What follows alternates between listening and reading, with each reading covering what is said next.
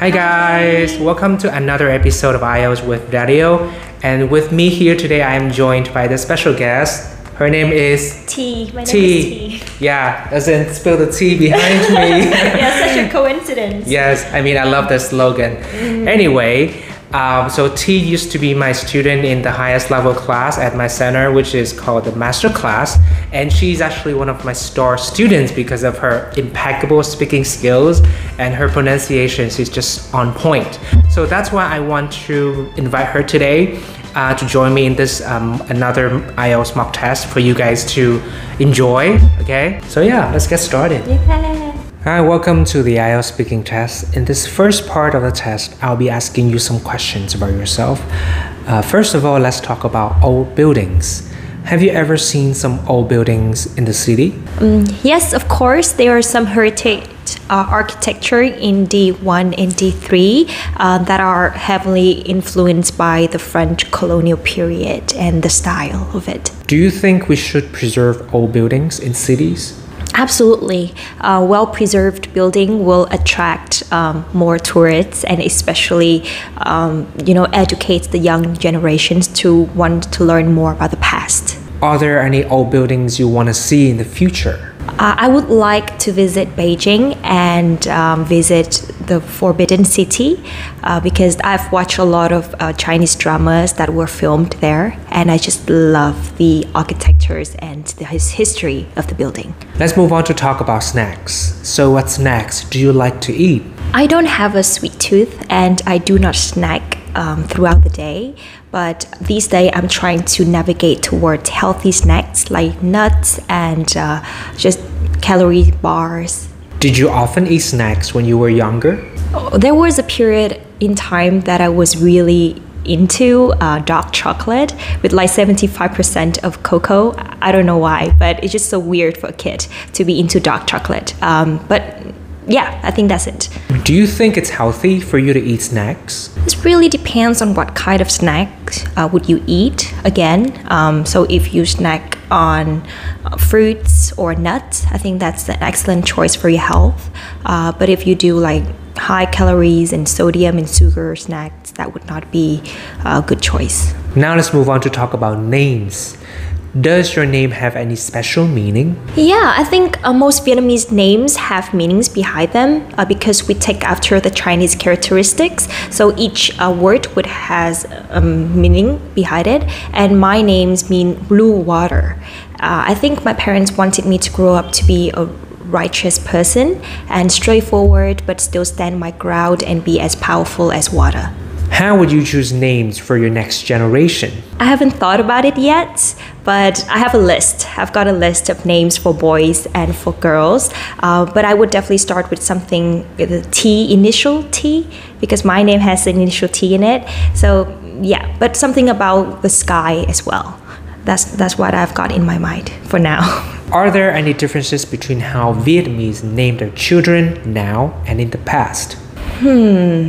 Let me think about it. So in the past, we were influenced by a lot of fortune teller.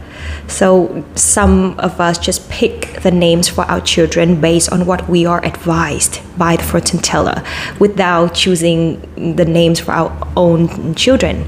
But the young generation these days, they have more of an open-minded and they want the children to bear the name that's meaningful to the whole family rather than just listen to some strangers. I think that's the biggest difference. Thank you. Now let's move on to part 2 of the test. So I will give you a topic and you will have 1 minute to prepare and 2 minutes to talk. And your topic for today is to describe a person who likes to dress fashionably. These days, TikTok has been growing on me and I stumbled upon a TikToker who filmed herself dressed nicely going to work every day, but she would only film herself from the neck down and that's all you can see. So that's the way of her to stay anonymous, right? And however, I think her influence is huge and she will become more popular on the internet, I believe. So what's interesting about her fashion choice is that there are 3 principles behind her videos. The first one is that you don't have to splurge a ton on designer clothes in order to be fashionable. And the second one is that you can always be more creative and imaginative with your wardrobe, right? Mix and match your the items that you have already got.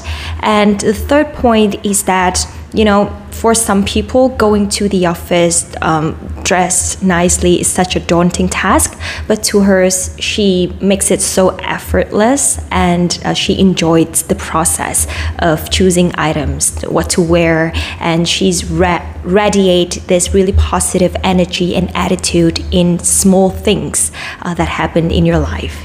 Yeah, which is great. I hope she get more famous soon. So you've just talked about a person who dresses fashionably, and in this third part of the test, I would like to ask you some more general questions related to this. So first of all, do you think that online shopping will replace in-store shopping in the future, and why? Well, seeing the trend in the e-commerce platforms these days, I believe that online shopping will somewhat take over the traditional way of shopping in the near future. The reason being that it makes shopping a lot more accessible, no matter where you are or what time of the day you are going to shop, right? It's just like a few clicks away from getting the items that you want, and a few more days to get it delivered, which is really convenient for our daily lives. Why is fashion very important to some people? You can make a statement through what you wear, and it represents yourself as a person to the public, and it's also a way for you to show your attitude, whether you confident or you want to promote a certain messages with your clothing. So I think, yeah. Are older people as fashionable as young people, and why? I must say that older people have more resources to spend on what they like, but they would be fixed in terms of mindset compared to the youngsters. So the youngster would be more trendy. However, I think the older people would have more refined items. So in the end, to say that whether older people are more fashionable than the younger people, it depends on your definitions of being more fashionable. Are women more fashionable than men? Why? Totally agree with this one. Because women, we make emotional decisions, so we're not as fixed as men in terms of buying our daily clothing items. So we are more easily influenced by trends.